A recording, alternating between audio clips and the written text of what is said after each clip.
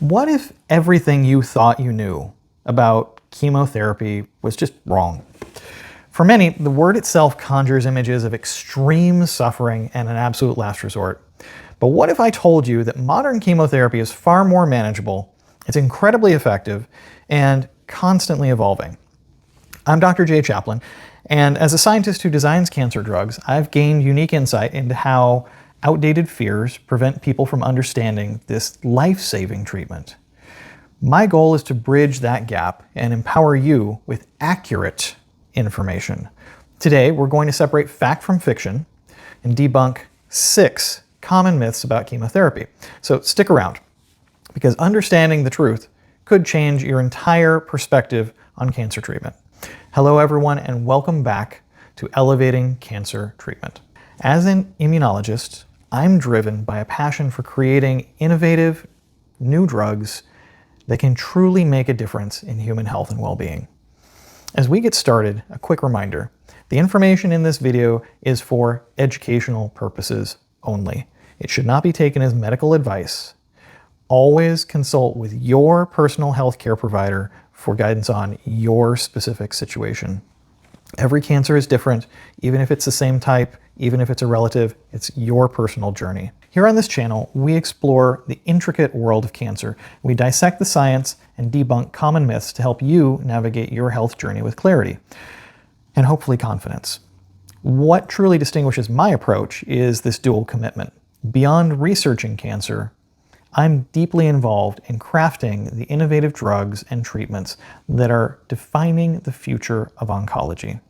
This direct, hands-on experience offers me an unparalleled grasp of these therapies' molecular mechanisms and their interaction with the human body. So that's a very unique insight, and I'm excited to share it with you.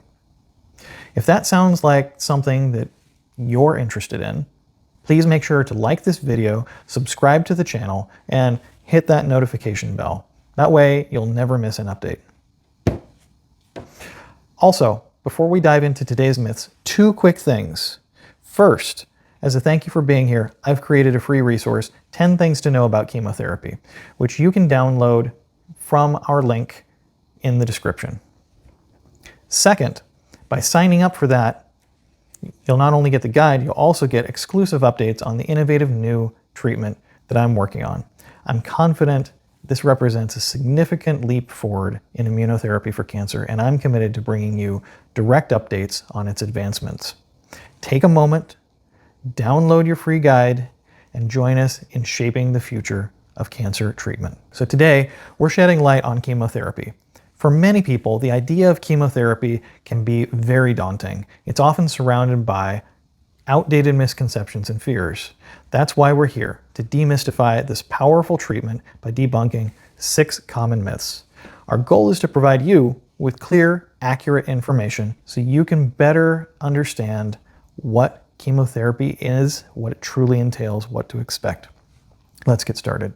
So what exactly is chemotherapy? At its core, chemotherapy, often simply called chemo, uses specialized drugs to destroy cancer cells and to stop their uncontrolled spread. You don't want them spreading throughout the body. Chemo kills them. But how does it achieve this? The fundamental principle behind chemotherapy lies in its ability to target rapidly dividing cells. It doesn't target cancer specifically, it targets rapidly dividing cells, and cancer cells are characterized by their rapid, uncontrolled growth. Since chemotherapies are designed to interfere with this process, it ultimately leads to the death of these cancerous cells. It's important to understand a key challenge in cancer treatment. Cancer cells are, at their root, just normal cells that have forgotten how to stop growing.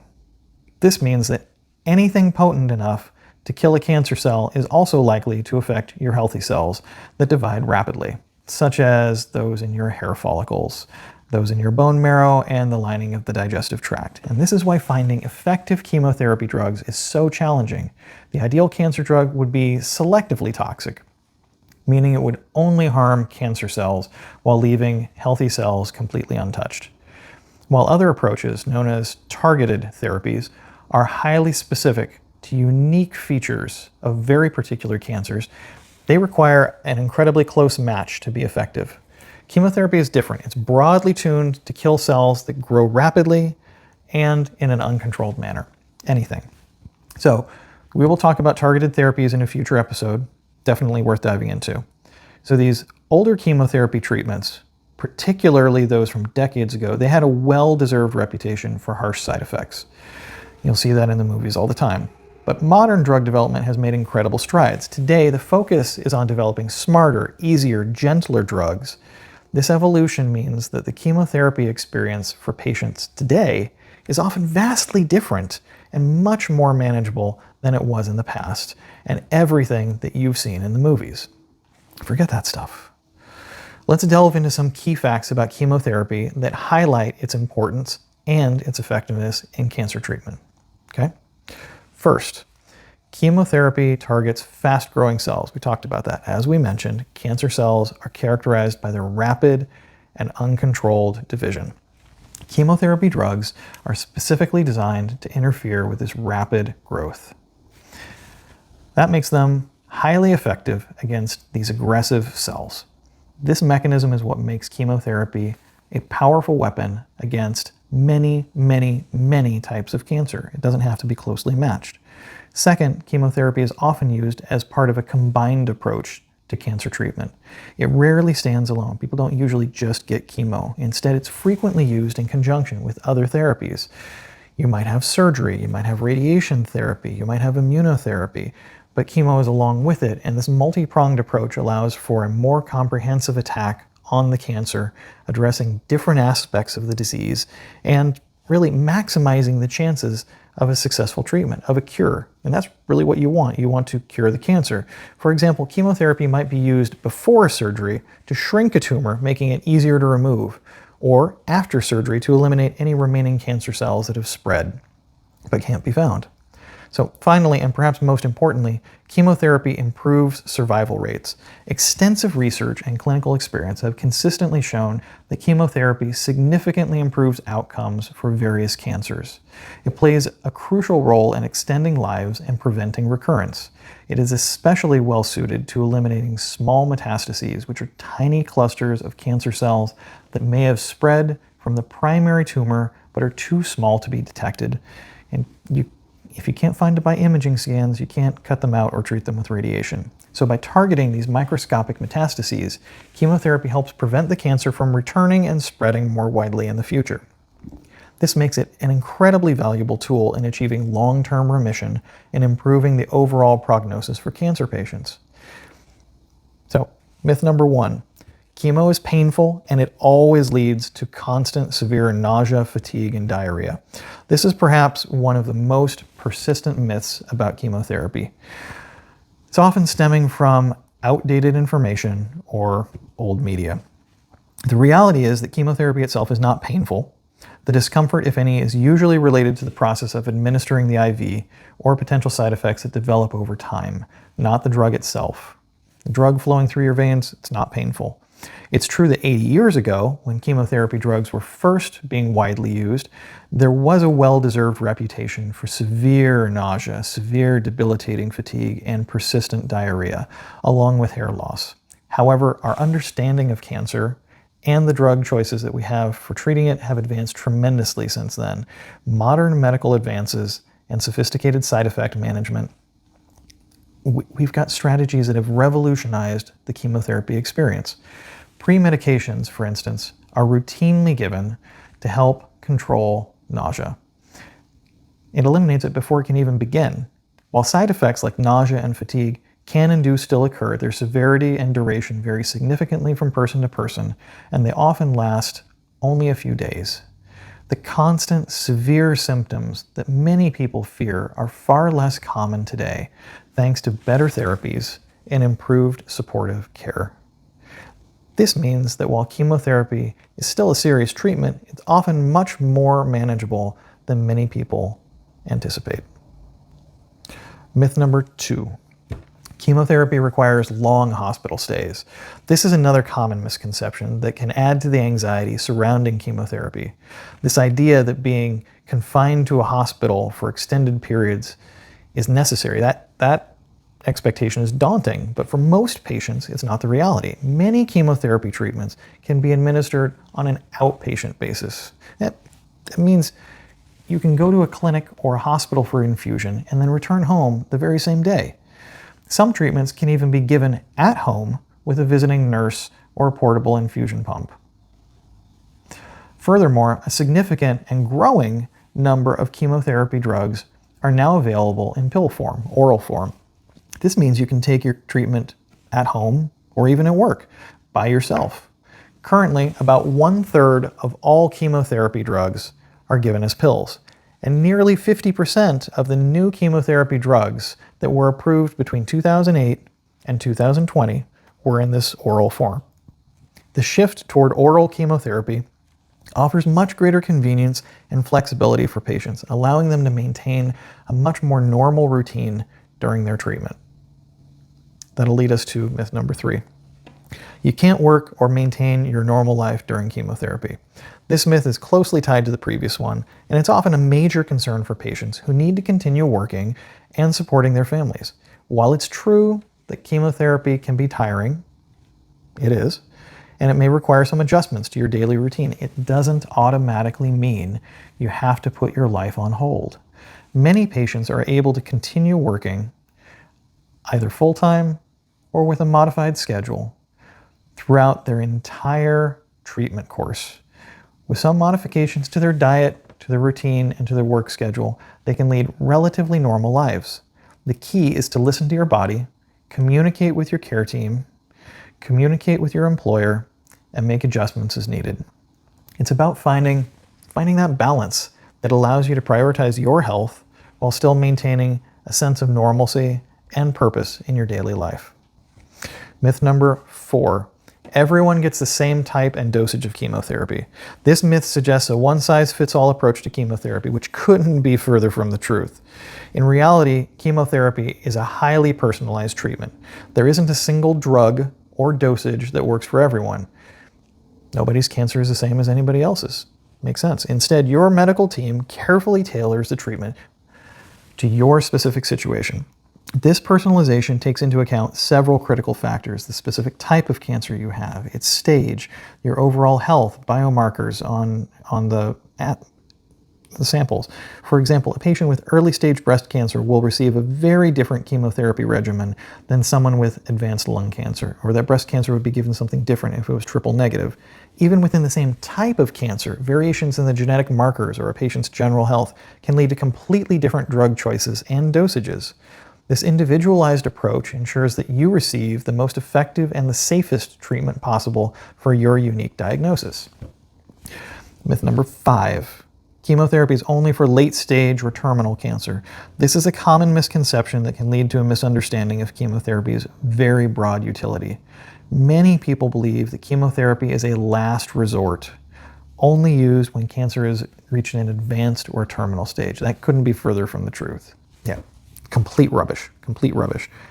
Chemotherapy is a versatile treatment that can be used at various stages of cancer, often with a curative intent.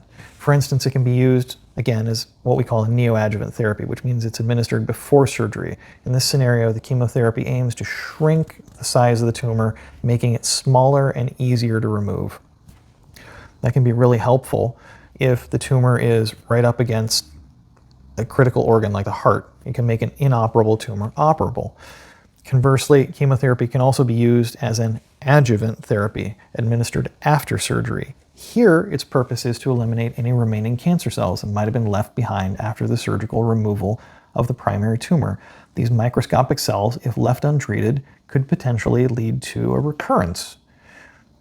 You don't want your cancer to recur. You want it eliminated. One of chemotherapy's most significant benefits is its ability to eliminate these potential metastases. These are tiny clusters of cancer cells that may have spread from the original tumor. If you can't find them, you can't eliminate them. They're too small to be detected. So you don't have a direct intervention. You have to use something like chemotherapy or targeted therapy to get rid of these undetectable metastases.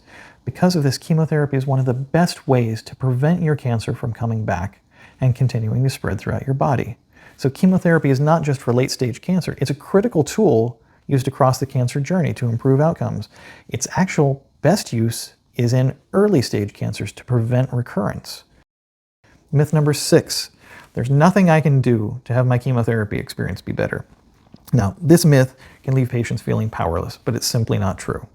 While chemotherapy is a powerful treatment, there are indeed things you can do to optimize your experience and potentially reduce side effects. So, chemotherapy drugs often have what we call a small therapeutic index. That means that the effective dose, the dose that you need to have to do the job, is not very far from a toxic dose. This makes it incredibly important to avoid anything that might alter how your body responds to these medications. Many common foods, other drugs, vitamins, and even seemingly harmless supplements can interact with chemotherapy drugs. Some can interfere with the way that your body breaks down the drugs. That can lead to higher concentrations and potentially much more severe side effects. Others might cause your cells to retain more of the drug than intended, again, increasing toxicity. Conversely, a few substances can actually block the proper activation of certain chemotherapy drugs, making them much less effective. This is why it's absolutely crucial to have a careful and thorough, very thorough review of all of your medications, all of your supplements, and even your dietary habits with your medical team. This goes way beyond the standard advice of just avoid grapefruit. There are lots of other foods that have an effect. By understanding these potential interactions for your specific chemotherapy regimen, you can work with your doctors to both improve the efficacy of your treatment and significantly reduce the unwanted side effects. You are an active participant in your treatment, and your choices can make a difference in your health journey. So, there you have it. We've covered a lot of ground today, fairly surface level I know, but a lot of ground, debunking 6 common myths about chemotherapy. We'll go into many of them in much more depth later. Some were probably what you expected, and some might have surprised you. Remember, modern chemotherapy is far more manageable and effective than outdated portrayals suggest. It's highly personalized to your unique situation. It can often be administered on an outpatient basis, and many patients maintain a relatively normal life during treatment. Most importantly, there are proactive steps you can take to optimize your experience and reduce side effects. Beyond these videos, if you need more personalized guidance or a deeper dive into specific treatments to have your treatment be as effective as possible, I offer one-on-one sessions. I'm also currently in the process of developing an exclusive video series that breaks down each and every drug, every treatment in detail, along with ways to optimize them. You can find that information on these resources on our website, which is linked below. Thanks for watching, and remember, knowledge, real information, is power. The more you understand, the more confidently you can navigate cancer with clarity.